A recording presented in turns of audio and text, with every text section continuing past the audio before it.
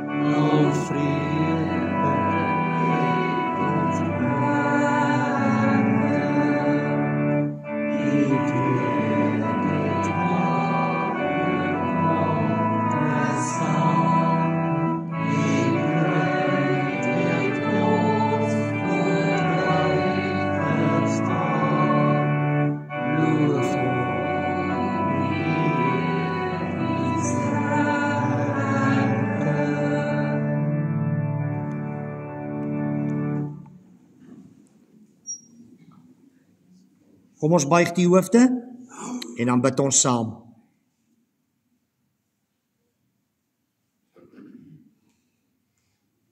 Liewe Here Jesus, dit is vir ons so wonderlik om vanoggend hier in U naam by mekaar te wees. En om te weet dat U deur U Heilige Gees hier by ons is. Want soos ons so pas gesing het, U is nie dood nie. U is nie meer in die graf nie. Die steen is weggerol. Die graf is leeg. U het opgestaan. En U leef. En ons, U volgelinge, leef elke dag saam met U en ook vir ewig hierna. Terwyl ons nog hier op aarde is U baie naby aan ons. U is by ons as die lewende opgestane Christus. Ons bid dat hulle wat siek is, wat op ons siekelys is, wat hierdie week geopereer gaan word, wat hartseer is, U teenwoordigheid op 'n baie besondere manier sal ervaar. Here, ons bid ook in hierdie tyd vir ons land, vir ons mense. Ook in ons land en tussen ons mense, waarvan die meeste U volgelinge is U die lewende Here. Waar daar ook hierdie week in die buiteland belangrike gesprekke gaan plaasvind, wat ons land se ekonomie integraal gaan raak. Here, bid ons dat U self daar die leiding sal neem. As die lewende Here, die koning van die konings en die Here van die heersers. En nou is ons gereed met afwagting om te hoor wat U ons lewende Here Jesus vir ons vanoggend wil sê. Spreek, Heer, U dienaars en U dienaresse luister. In Jesus se naam, amen. Ons is besig met 'n reeks oor Jesus se opstanding en die invloed wat sy opstanding spesifiek op die vroeë Christene gehad het. Om daardeur iets te leer, want as die Here Jesus se opstanding ook vir ons so 'n groot werklikheid is soos wat dit vir hulle was, dan moet die Here Jesus se opstanding mos dieselfde invloed ook op ons hê. Die feit dat hy lewe. 2 weke gelede, of 3 weke gelede, het ons begin met die reeks om te kyk hoe die opgestane Here Jesus Petrus verander het. Van die ou Petrus na die nuwe Petrus, wat uitgeroep het voor die Joodse Raad, julle kan maar vir my sê wat julle wil, maar vir my is dit belangriker om aan God gehoorsaam te wees. 2 weke gelede het ons in Handelinge 2 gekyk hoe die opgestane Here Jesus die eerste Christelike gemeente gevorm het.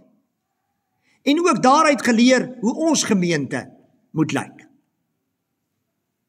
Vandag gaan ons stil staan by die gedagte dat alhoewel dit wonderlik was, Alhoewel die opgestane Here Jesus al die verskil vir hierdie eerste groep Christene gemaak het, was dit nie altyd maklik nie. Dit was soms baie moeilik vir hulle. En dit gaan ons lees in Handelinge 9 vanaf vers 1. Intussen het Saulus soos 'n besetene voortgegaan om die volgelinge van die Here met die dood te dreig.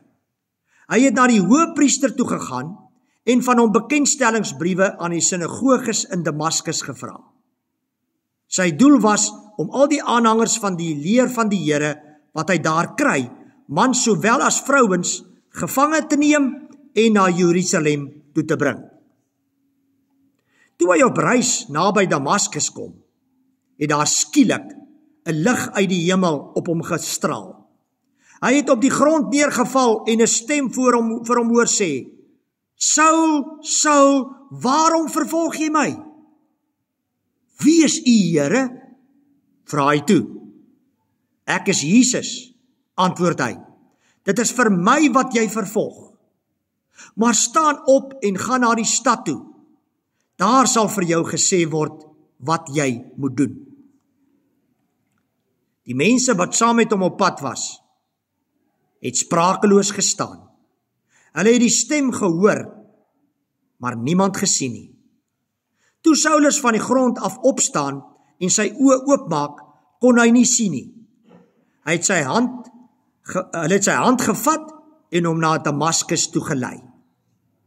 3 dae lank kon hy nie sien nie, en het hy niks geëet of gedrink nie. In Damaskus was daar 'n sekere volgeling van Jesus met die naam Ananias.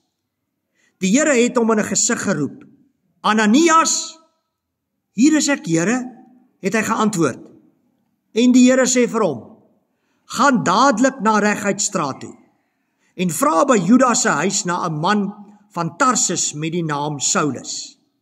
Hy is besig om te bid. En hy het in 'n gesig 'n man met die naam Ananias sien inkom, wat hom die hande oplê sodat hy weer kan sien. Maar Ananias sê, Here, ek het al by baie mense van hierdie man gehoor, en veral die kwaad wat hy die mense wat in U glo in Jerusalem aangedoen het. En nou is hy hier met volmag van die priesterhoofde om almal gevange te neem wat U naam aanroep. Toe sê die Here vir hom, gaan daarheen, want ek het hom gekies as my werktuig, om my naam uit te dra onder die heidene nasies en hulle konings en ook onder Israel. Ek self sal vir hom wys hoeveel hy vir my naam moet ly. Ananias het toe gegaan en in daardie huis gekom. Hy het Saulus die hande opgelê en gesê, Saul, broer, die Here Jesus wat aan jou verskyn het toe jy op pad hierheen was, het my na jou toe gestuur, sodat jy weer kan sien en met die Heilige Gees vervul kan word. Onmiddellik het daar iets so skille van Saulus se oë afgeval en kon hy weer sien. Toe het hy opgestaan en is hy gedoop. En hy het geëet en sy kragte herwin. Saulus het 'n paar dae daar by die gelowiges in Damaskus gebly. En dadelik in die sinagoges begin verkondig dat Jesus die Seun van God is. Almal wat dit gehoor het, was verbaas en het gesê, is dit nie die man wat in Jerusalem die mense wat hierdie naam aanroep wou uitroei nie? En het hy nie ook hierheen gekom om hulle gevange te neem en voor die priesterhoofde te bring nie? Tot sover ons skriflesing. Edwin Markham het 'n treffende gedig, Outwitted, oor sirkels geskryf. Hier is die Afrikaanse vertaling op die skerm. Hulle trek 'n sirkel om my uit te sluit. Hang etikette om my nek. Noem my name. Maar liefde, met 'n hoofletter, en ek het hul uit oorlê. Ons het 'n sirkel getrek wat hulle ingesluit het. In 'n neutedop som hierdie gedig Ananias en Paulus se verhaal op. Ananias is een van die vergete helde in die Bybel. Hy moes met Jesus se liefde uitreik na die gevreesde, besete Christenvervolger Saulus, wat die kerk wou vernietig. En toe gebeur die ondenkbare. Jesus trek vir Ananias en Saulus in dieselfde sirkel, in sy sirkel in. Nadat Saulus 'n ooggetuie was en moontlik self betrokke was by die marteldood van Stefanus in Handelinge 8, vind ons hom nou hier in die geselskap van die hoëpriester Kajafas. Ja, Kajafas, die berugte Kajafas. Onthou julle vir Kajafas? Dieselfde hoëpriester Kajafas wat 'n leidende rol in die verhoor van Jesus gespeel het en daarop aangedring het dat hy skuldig was aan godslastering en die dood verdien. Dit is ook dieselfde hoëpriester Kajafas wat Petrus en Johannes hard en duidelik gewaarsku het om die verspreiding van die evangelie te stop, soos ons 'n paar weke gelede gehoor het. Gegee die geskiedenis van sy vyandskap teenoor Jesus en sy volgelinge, is Kajafas meer as bly om hierdie versoek van die ywerige jong vervolger van Christene toe te staan. Saulus vra die hoëpriester vir uitleweringsdokumente, wat hom sal magtig om Jode aan te keer wat Jesus aangeneem het en uit Jerusalem Damaskus toe gevlug het. Mans, sowel as vroue. Dit is 'n ekstreme maatreël, maar die leiers in Jerusalem sou alles doen om Jesus se beweging te verpletter. Damaskus moes geteken word weens die groeiende getal Jesus-volgelinge in daardie stad. Ons weet nie presies hoe die kerk in Damaskus begin het nie. Dit het waarskynlik in die Joodse gemeenskap begin. Sommige spekuleer dat Galileërs wat Jesus gehoor en daarna Christene geword het, na Damaskus gereis het, as die eerste om Christus te verkondig. Jode van Damaskus self het dalk vir Jesus gehoor tydens sy aardse bediening, of was teenwoordig in Jerusalem tydens Pinkster. Die Jode wat uit Jerusalem gevlug het, het duidelik ook 'n impak op die groei van die Christelike geloof in die stad gehad. Dit moes gestop word. En Saulus is net die man daarvoor.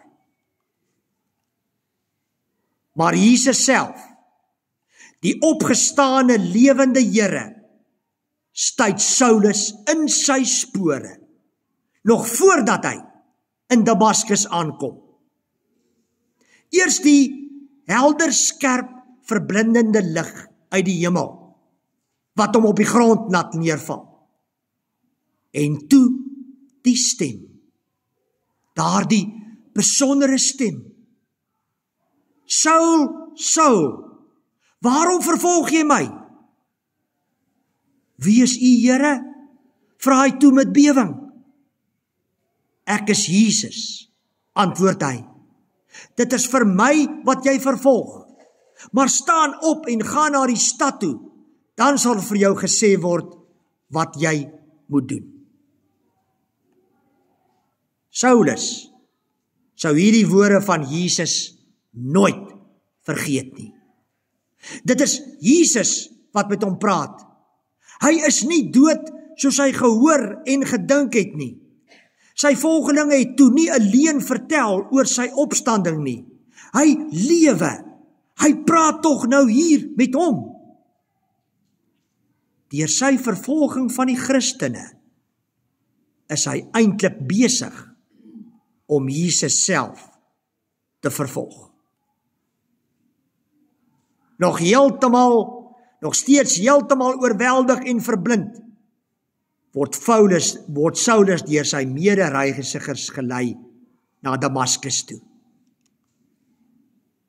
Dit is hier waar Ananias in die verhaal inkom. Hy is 'n Jood wat in Damaskus woon en in Jesus glo. Die opgestane Here Jesus verskyn in 'n visioen aan hom en gee vir hom baie duidelike instruksies. Die adres is Reguitstraat. Die huis in Reguitstraat is Judas se huis. Gaan dadelik soontoe. Daar sal jy iemand vind wat besig is om te bid. Ek het vir hom gewys dat jy op pad is. Sy naam is Saulus. Dit is net hier waar Ananias huiwer. Saulus, Here, hy is mos die ou wat u volgelinge so vervolg het in Jerusalem. En nou is hy hier om dieselfde met ons te doen. Wie sou nie protesteer nie? Dis immers die gevreesde Saulus waarvan hier gepraat word, en Ananias word gevra om hom te gaan besoek en 'n genesende gebed vir hom te doen. Laat hom eerder ly, Here. Hy verdien dit. Maar die Here Jesus wil niks hiervan hoor nie. Hy het vir Saulus gekies as sy werktuig. Juis hy wat Saulus is, gaan nog groot werk vir hom doen onder die Jode en heidene en hulle konings. En ook baie vir hom ly. Hiermee staan Ananias dadelik op en hy vertrek onmiddellik na Saulus toe. Die lewende Here Jesus, wat aan Saulus verskyn het op die pad en nou ook met hom gepraat het, sy woorde is vir hom genoeg. Ja, dit is Saulus, maar die Here is besig met hom. By Saulus aangekom, spreek Ananias hom aan as Saul broer. Saul broer, die Here Jesus wat aan jou verskyn het toe jy op pad hierheen was, het my na jou toe gestuur sodat jy weer kan sien en met die Heilige Gees vervul kan word. Saul, jy wat eens my vyand was, is nou my broer. Net die Here Jesus, wat hom na Saulus toe gestuur het, kon dit moontlik maak. Ananias lê hom die hande op, en Saulus kry sy gesig terug. Ananias was waarskynlik deel van die groep gelowiges, waar Saulus toe 'n paar dae gebly het en versterk is. Eers Saulus die vyand, nou Paulus die broer. En dit het alles begin by gehoorsaamheid aan die Here, vriendelikheid en vriendskap, liefde vir die vyand, Jesus se liefde. William Barclay, 'n beroemde skrywer, het 'n groot waarheid beet as hy hieroor skryf. If it be true that the church owes Paul to the prayer of Stephen, it is also true that the church owes Paul to the brotherliness of Ananias. Ons onwaarskynlikhede is Jesus se waarskynlikhede.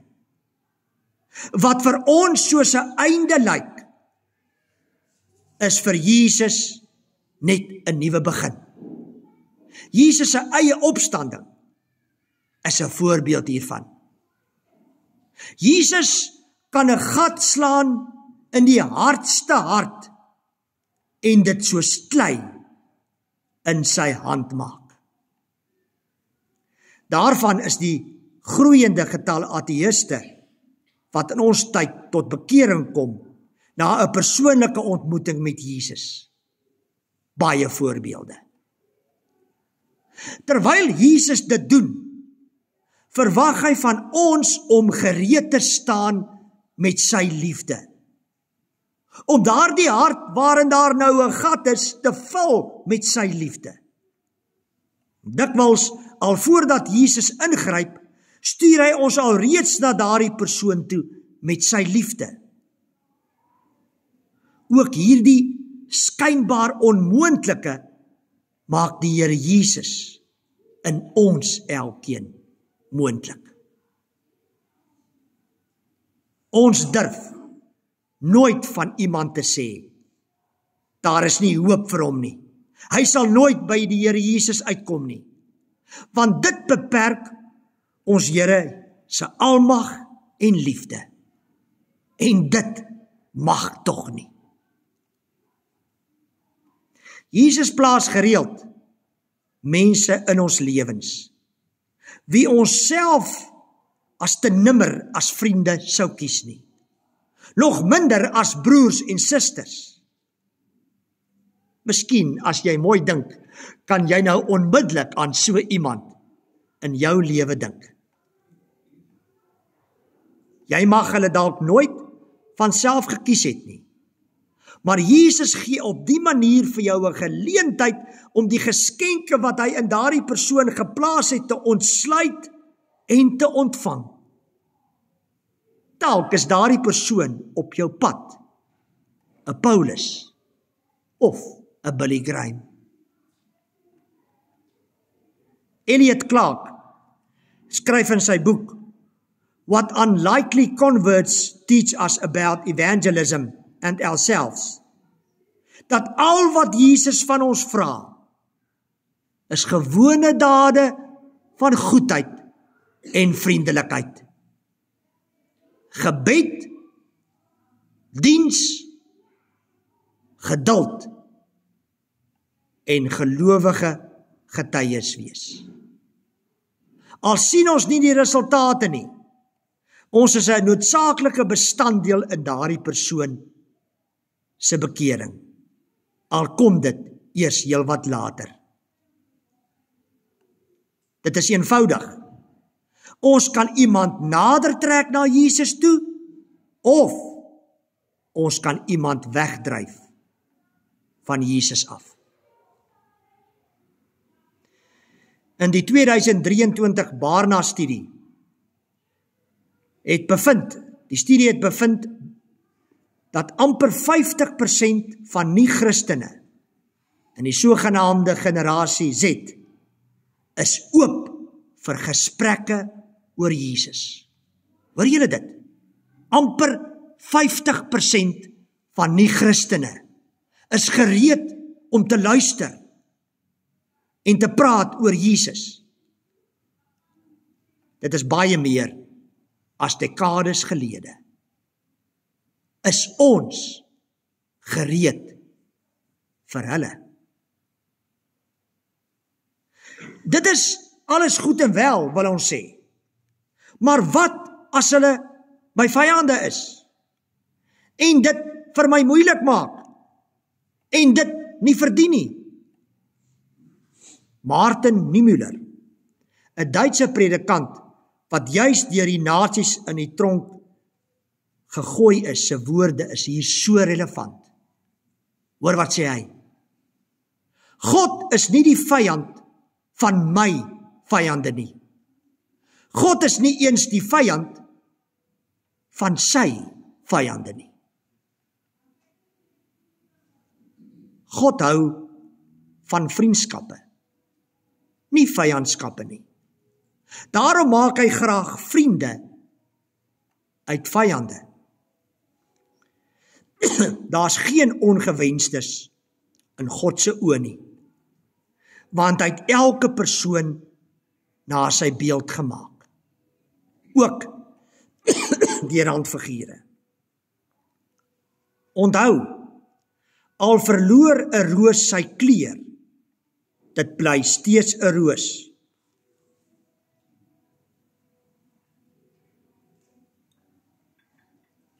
Dit bly steeds 'n roos. Al gaan 'n mens deur wat ook al, of doen jy wat ook al, hy of sy bly steeds beeld van God. Die beeld van God in hom, wat God deur jou en my in hom al meer sy beeld gelykvormig wil maak. In die proses maak hy sy beeld in ons ook al hoe meer gelykvormig aan sy beeld. Daarmee praat ons nie goed wat iemand verkeerd gedoen het nie.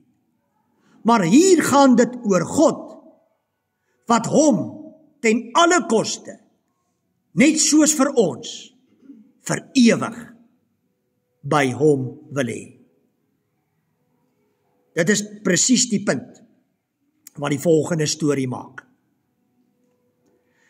As deel van Ronald Peterson se opleiding as predikant, het hy as 'n hospitaalkapelaan in die Boston City Hospitaal gewerk.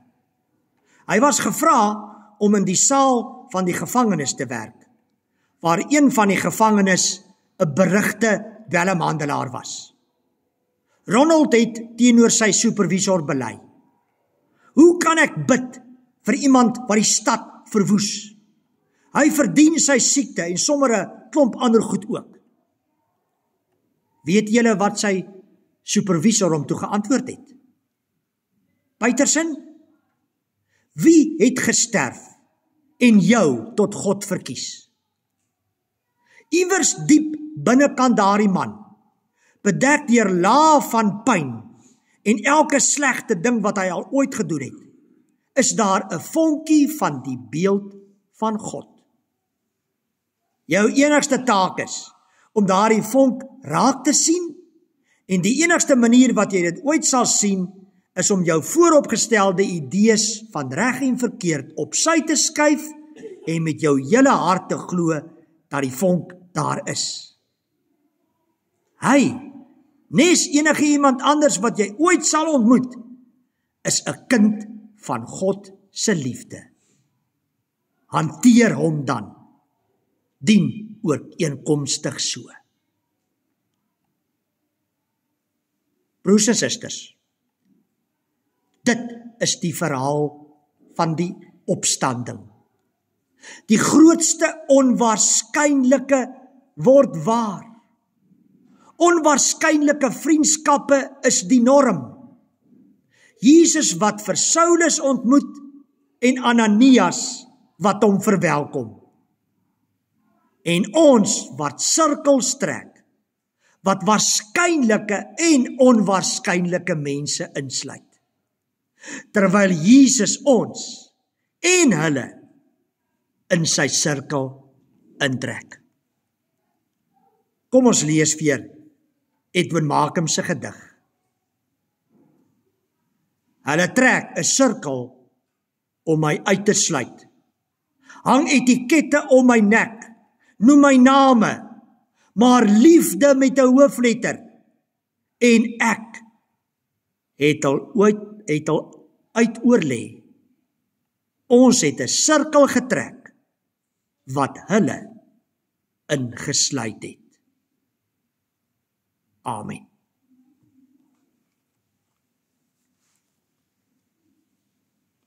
Liewe Here Jesus, daar mag van ons vanoggend in hierdie diens sit, of na hierdie opname kyk, wat nog steeds Saulus is. En miskien is hierdie boodskap vanoggend u persoonlike ontmoeting met daardie persoon. Ons bid dat die Saulusse wat vanoggend hierdie boodskap hoor, u stem sal hoor, tot in hulle fondamente geruk sal word en na u toe sal draai. U openbaar u self vanoggend aan hulle, u verskyn vanoggend aan hulle, juis omdat u vir hulle so intens liefhet. laat hulle asseblief na U toe draai. Here Jesus, as ons nie vanoggend Saulusse is nie, ons wat nou hier sit en ingeskakel is, dan is ons tog verseker Ananiasse, wat net soos Ananias in ons skrifgedeelte vanoggend deur U gestuur word om 'n pad te stap van liefde, van gebed, van vriendskap, heeltemal teen ons grein in, na die Saulusse wat U op ons pad bring. U ken ons, Here. Ons is nie lus daarvoor nie. Ons is so kwaad vir baie van hulle dat ons hulle eintlik eerder iets wil aandoen. En nou moet ons met U liefde na hulle toe gaan. Maar nou weet ons, dit gaan ook net moontlik wees, Here Jesus, as ons ook soos Ananias ervaar hoe U direk vanoggend met ons praat en vir ons sê, gaan dadelik. Ons kan mos nie vir U nee sê nie. En daarom weet ons, U sal ook vir ons die krag gee om die onmoontlike, die onrealistiese, die onwaarskynlike te doen. Dankie Here Jesus, dat ons elkeen so ingesluit kan wees in U werk hier op aarde. In Jesus se naam, amen. En uiteindelik, op 'n dag, gaan al die verlostes, die Saulusse wat Paulusse geword het, en al ons Ananiasse by mekaar kom. En ons gaan as verlostes juig en sing. Halleluja, halleluja. Kom ons doen dit sommer nou, as 'n stukkie gereed maak daarvoor, en 'n stukkie voorbereiding daarvoor, terwyl ons staande lied 414 saam sing.